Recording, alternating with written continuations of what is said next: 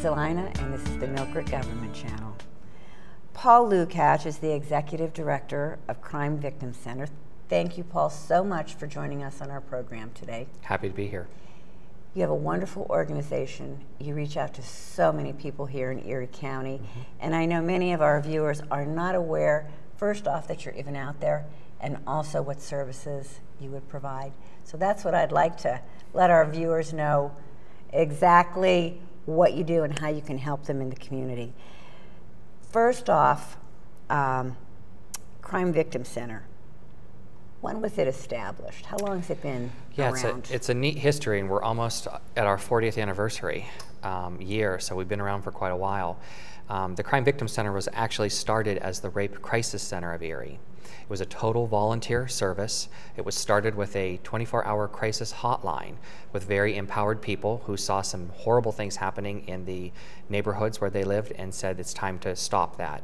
So they got together and decided to form a hotline where people could call in who've been sexually assaulted and receive help and receive support from another person who believed them and who understood what they were going through, help them to go through the hospital, to file a police report, to do all of those things.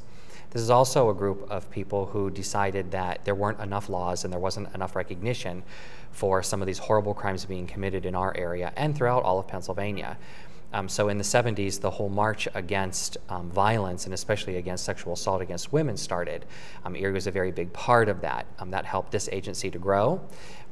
In later years, in 1986, victim services were added to our toolbox of available resources to the community. And in 2002, we actually expanded again and changed our name to the Crime Victim Center. Which meant we're still doing all of the rape crisis services. We're doing the 24-hour hotline, but now we are also doing court accompaniment, so people don't have to go through the court system alone. So that victims are empowered. In Pennsylvania, there has been developed a Victim Bill of Rights, which we are the people who make sure that that gets enforced in the courtroom. We started education, outreach, and prevention services. We brought restitution and compensation services to Erie County. And of course, we have certified, well-seasoned counselors to help people through all of the traumatic experiences of any type of crime. So we started as a Rape Crisis Center, and now we've expanded to use our resources to help anybody who's been affected anyway in any crime. You really have grown. How long have you been on board, Paul? I'm just coming up on my 2nd year anniversary. Okay, and I'm sure you have seen some very traumatic situations, but also it's very rewarding. It's amazing rewarding, and anyone in social work who's been doing it for a while can tell you that's why they stay in it. We have an opportunity to help someone every single day and to really make the community a better place. And it's not just about the victim.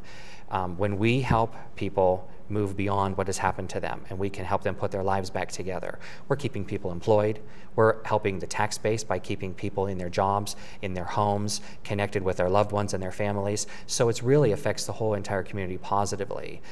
So we start with the victim, but keeping that victim whole and helping them get the services they need is a benefit to every other person in the community. So basically, what is the mission or goal of Crime Victim Center?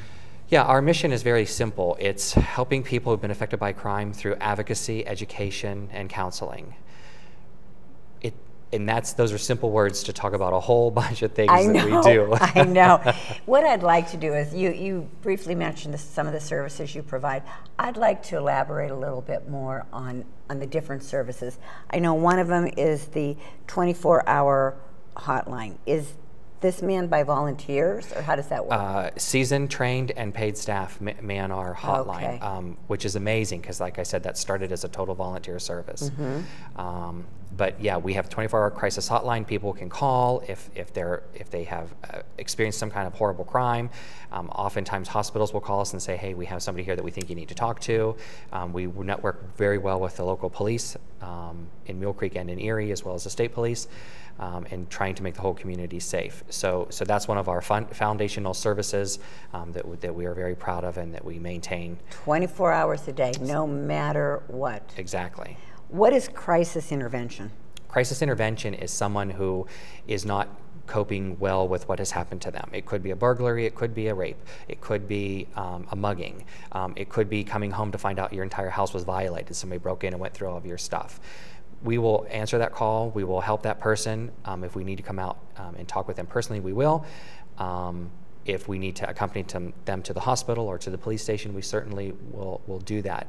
And then it goes beyond that. If that person decides that, hey, you know, I have been violated, I want to put my life back together, but I also want to press charges, we will do victim services and help that person through the whole entire court procedure, which is a harrowing thing for anyone, and it's such a different world. So knowing that someone's on your side, helping you understand what's going on in the courtroom and walking you every step of the way through that process is very important. Pennsylvania has a Victim Bill of Rights, which I talked about earlier. Having someone who understands that Bill of Rights and making sure that those things are provided to the victim is paramount. Certainly that's not something that is going to happen on the other side of the aisle. So having that person there and empowering that victim to be a survivor is so very important, and to move beyond these traumatic experiences. So you'll actually go with them to court if they have to go and testify in Absolutely. court? Because quite honestly, they would have to be terrified to even go into court. And the majority of people, honestly, they haven't been through this process. Right. They And don't know what they have to do. They don't know what's going to happen next. that is correct. And even for a seasoned person, it's a weird and different world. So being there and having an advocate and having someone who understands that system is a big deal. Beyond that, we do education, outreach, and prevention services. And obviously, the more prevention we can do, the more education we can do, you know, the less of the counseling and helping people put their lives back together we have to do. And we could live as an agency just by doing prevention and outreach. Probably, yes. And so we definitely want to do that, and we want Right. to make our programs available to anyone, to schools, to community groups, to crime center groups, volunteer groups, and the community neighborhood watch groups, and those sort of things. We want to make sure that we're available to them and helping them understand what they can do to help themselves, what to be aware of, and even what new crimes or new issues are arising in our community, so we can combat them before they become a bigger issue. Now, if some of our viewers were interested in contacting you for some of your education programs, what's the best way to get a hold of you guys? We have a great website. They can check that out, www.cvcerie.org, or they can call us at 455-9414. Okay, and you can just explain the different types of education that you would have available. You would know which one to bring to target the group that they're looking to. Sure, and that's really what we want to do. We want to make sure that we're providing the group with what they need. So we will mold that program around the audience that we're serving at the time, regardless of age group, regardless of demographics, whatever they need in that scenario, we will be able to provide. A couple of other interesting things that we do at the center, which people aren't aware of, is we are the hub in Erie County for restitution and compensation services. What is that? Restitution is when someone has had something stolen, or they've had their car broken into, and they have expenses beyond what can be paid for, maybe by insurance, or maybe they didn't have insurance, or priceless things might have been taken from them.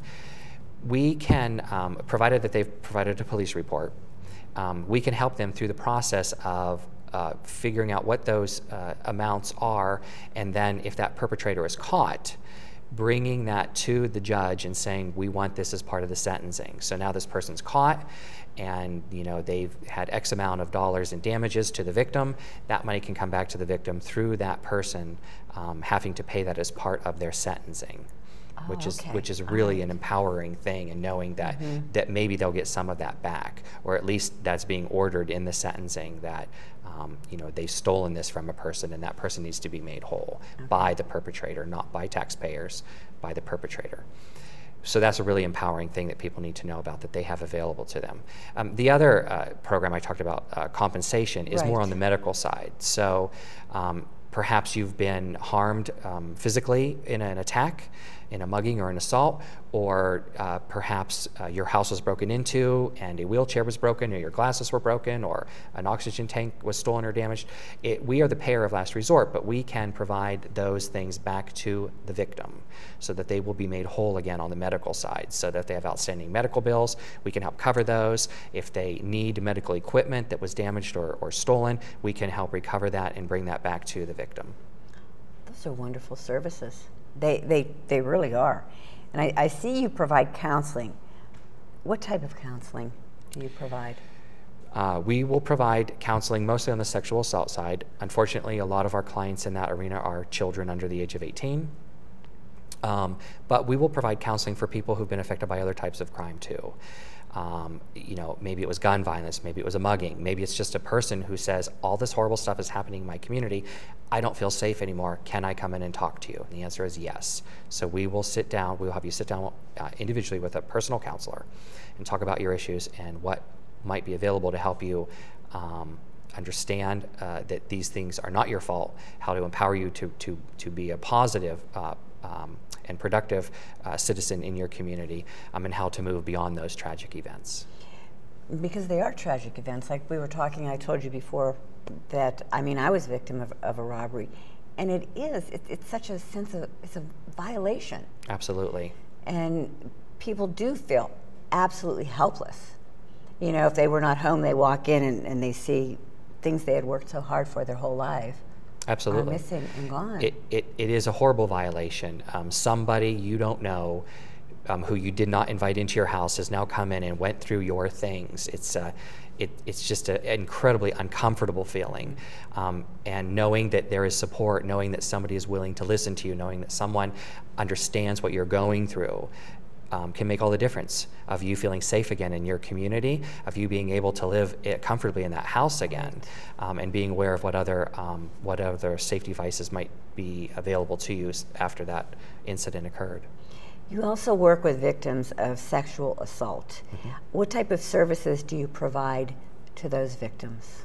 All the same things we talked about. So counseling is paramount. Okay. The sooner a person of a rape or a sexual assault comes in for counseling and understands that, one, this is not their fault that it happened to them, that this is a horrible thing, and you know, and being able to move beyond that, walking with them through the medical exam if that's necessary. That is huge, especially if they want to prosecute the case. And then being there for the court case, making sure that they have that support, that they understand what's going on, that somebody will protect them from a victim rights point of view in the courtroom is huge, and it makes all the difference. And again, making sure that the Victim Bill of Rights in Pennsylvania is honored, and that person gets to exercise those rights. Can make all the difference to helping a person put their life back together and moving beyond that event. And sadly, you're talking all ages. Mm-hmm. You know, male, female, all ages. Exactly. You know, so I'm so thankful that your organization is there to help anybody who's been in a situation like that. You know, Paul, though, how exactly do you work with the criminal justice system? We actually have a very good relationship with our local and state police officers in all of our communities in Erie County. We also have an incredibly good relationship with the district attorney's office. In fact, we have people who are stationed at the courthouse to work with that group to help prosecute perpetrators of any type of crime that they might be facing, and to make sure that all the pieces are in place for the victim and their families. You also work with, now you work both with the adult court system and also juvenile, correct? Mm-hmm. Okay, and again, those services are, you will accompany someone into court, explain what's going to happen to the best of your knowledge. Absolutely, and our people are well trained and well seasoned, and we've seen lots of interesting things throughout the years, so they know what they're getting into.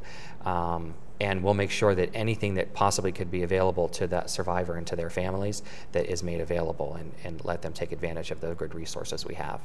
And I couldn't imagine the fear that they would have going into court knowing that they're going to face the person that caused them this harm.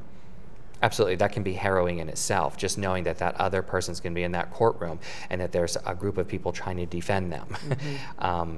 Yeah, so having that advocate there and having that kind of barrier or shield, it makes all the difference to the people who are going through that tragic experience, as well as making sure that their rights are maintained the entire time, because obviously the defendant's not doing that. Exactly. True.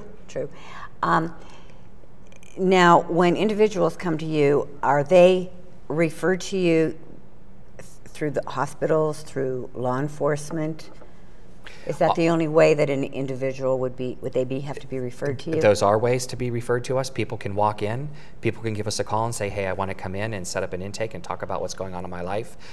People can email us and ask what our services are. We don't do any counseling or services over the internet per se because of the whole confidentiality Correct. thing. But that could be a way for people to say, hey, I just want to find out about you. And we can say, give us a call, and we'll be happy to do that. But any way people want to come to us, we're comfortable with making that happen. And again, we don't have to do our services in our office. Yes, we have a lovely office on 18th Street. But if people say, I'm not comfortable coming there, can you meet me, we have a church, that has a boardroom, can you meet me there? Or can you meet me at McDonald's? We'll be happy to do that. We want to understand where the victim's coming from. We don't want to put them in any other harm's way or any perceived harm that they might be feeling, but we definitely want them to know what's available to them and help them with all the services we provide. What area do you cover? Geographically, we cover the entire county of Erie. Okay. So it's fairly large. The city itself is a handful, but then you reach out to Corey and Edinburgh and Union City and Northeast. All of those communities, we are responsible for helping people who've been affected by crime. And so we do have satellite offices in all of those areas. And again, we try to make ourselves as available and flexible as we possibly can to serve victims, not only with what they need, but where they want to be served. Okay. That's nice to know that you do have satellite offices, because sometimes it's a hardship for someone from Corey. Maybe they don't have a car, they don't drive, to be able to get into 18th Street. So do you have a large staff? We have a staff of 24 people. Oh my gosh, you do all of this with 24 people? Yes. Wow. I know I happened to be down at the courthouse, and I think one of your advocates were down there with someone. They were waiting to go into court, and that sort of brought you to mind. I says, we haven't talked with them for a while, and that person happened to be calming them, and I believe somebody said they were with Crime Victim Center. So it's amazing. Wonderful, wonderful service you provide. We certainly could, afford another 10 or 12 staff if we had the budget for it. There's certainly that much work that still needs to be done. And that brings me to a question. How are you funded? We are very fortunate to be funded in very diverse ways. The United Way of Erie County has been very wonderful to us, and we are a member agency, and we do a lot of work on their behalf and put those dollars to good use. We are funded through the Pennsylvania Coalition Against Rape, which is probably our largest funding source. And that helps us with the sexual assault side and the rape and the sexual violence that we see in our communities. We are funded by the Pennsylvania Department of Crime and Delinquency, Pennsylvania Commission on Crime and Delinquency, which also helps us on the other side with other crimes, violent and nonviolent crimes. We have an endowment that helps us, and any support we can get from the general community to help increase that endowment certainly goes a long way. Those dollars are spent very, very well. We obviously do fundraising here and there. We're actually having a golf tournament coming up in June. Those monies, obviously every little penny helps make that happen. And every now and then, a private individual will come forward and say, we know what you do, we like what you do, you've helped a family member or a friend or a relative or a neighbor, and we want to give you support to make sure that you continue for another 40 years of service. So you do accept donations. I mean, someone can send a donation to the organization.